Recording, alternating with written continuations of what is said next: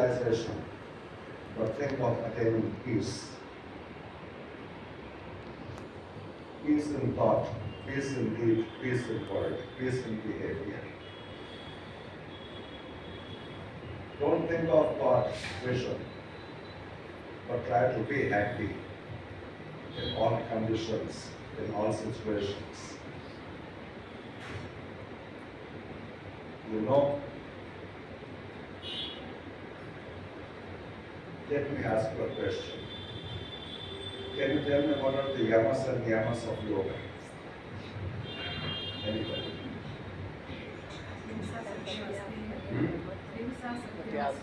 Five yamas and five niyamas. 5 yamas and 5 niyamas. They are not of yoga. 10 yamas and 10 niyamas. They are 10 of yamas. Raj yoga. 10 yamas and 10 niyamas. 10 yamas and 10 niyamas. Where? Hatha yoga. Hatha yoga has 10 yamas, 10 niyamas. That is not yoga, that is Hatha yoga. Even the yoga Upanishads has 10 yamas. You see, every yoga has yamas and niyamas. Hatha yoga has its own set of yama and niyama. Raj yoga has its own set of yama and niyama. But they are yamas and niyamas of an aspect of yoga. What is the yama and niyama of the whole yoga? Chitta vritti? The yama and niyama of the whole yoga is only two. To start with, Abhyasa. Mana Prasad and Jap. If you don't know, read my books. Yes, right. Mana Prasad and Jap. Mana Prasad means happiness. And Japa means this connection with the world of senses. And yogis have given a very deep analysis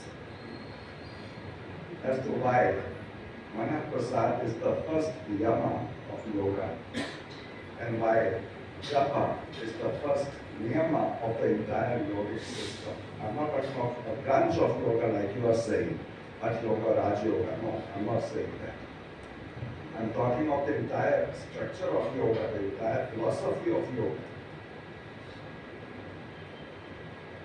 And the entire structure of yoga begins with the first yama, which is happiness.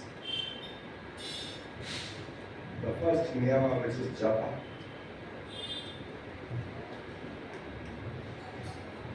People are unhappy. Problems, difficulties, life situations, conditions, and you lose your happiness because of that. What makes you happy? Maybe when you get some lottery ticket, maybe when your child gets married, maybe when you get married, maybe when you get promotion, maybe when you get to go out on some vacation, holidays. Incidents make you happy, but that is not your nature.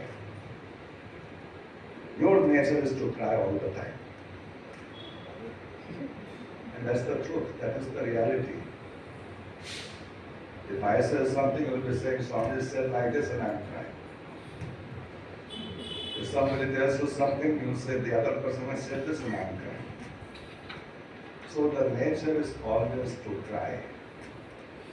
And happiness is just an incident in the moments of suffering. Gurus have said, suffering is a continuous experience and happiness is momentary experience in that continued suffering. Yogis thought about this. And they said, no. If you can become happy and remain happy in all situations and conditions, in all adversities and difficulties, then you are at peace. Rama. If you study Ramayana, you will come across passages, and possibly the only book where it says, Rama smiled. Even in adversary, even when he was denied kingdom, he did not feel dejected, distressed, anxious, but only gave a smile. Vihasira. He smiled, he smiled, he smiled. And you know how many times this has appeared in Ramayana? You can count it. Vihasira, Rama smiled. He smiles everywhere. I think the only moment he did not smile was when Sita was abducted, because he had to do a drama. So he cried at that time.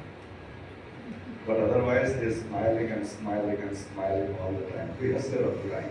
And this appears about 87 times in Ramayana.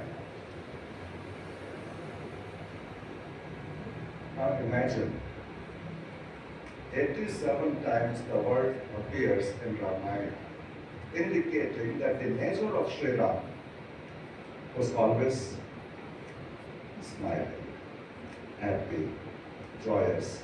In all the adversaries, in all the difficulties, there was no distress in his life. He was at peace with himself.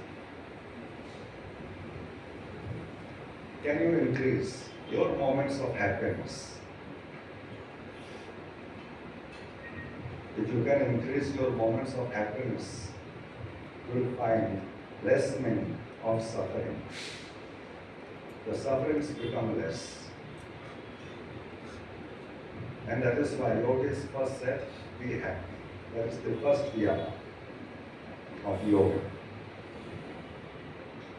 Then they said japa is the first niyama, fine. 24 hours we are engaged in the world. We are interacting with the world, with our emotions, with our desires, with our expectations, with our motivations, and everything is being directed outwards.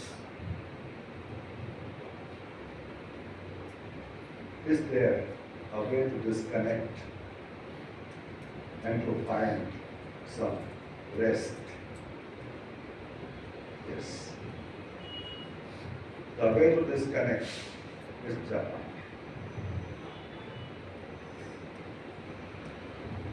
Even for 5 minutes, if you repeat the mantra, or if you repeat Lord's name, you are disconnecting from senses and the sense objects, from your connection with the indriyas and the world. And the moment you disconnect, the energy which is being spent out is retained. Like when you sleep at night, there is a disconnection for some time. Before mind becomes active and before it begins to dream. In Upanishads, it says about the different states of mind.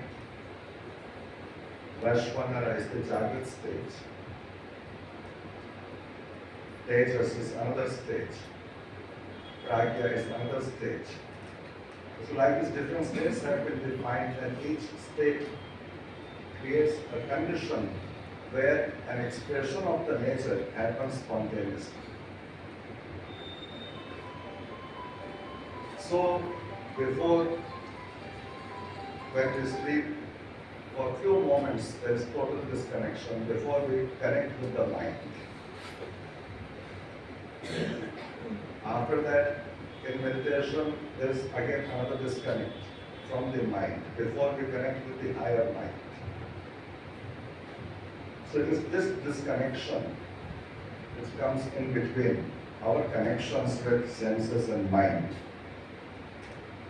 which is achievable, attainable with japa. When we are chanting the mantra, when we are doing the anushఠān, when we are doing the japa,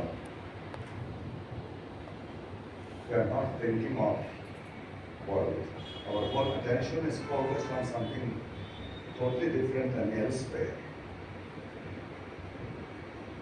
The whole mind is concentrating on some image, whether it be the image of Jyoti or whether it be the image of Ishta Devata. We are not looking at the sense objects, but we are creating our own impression from our sentiments and beliefs. And that is known as japa, which leads to disconnection of your continued involvement with the external dimension.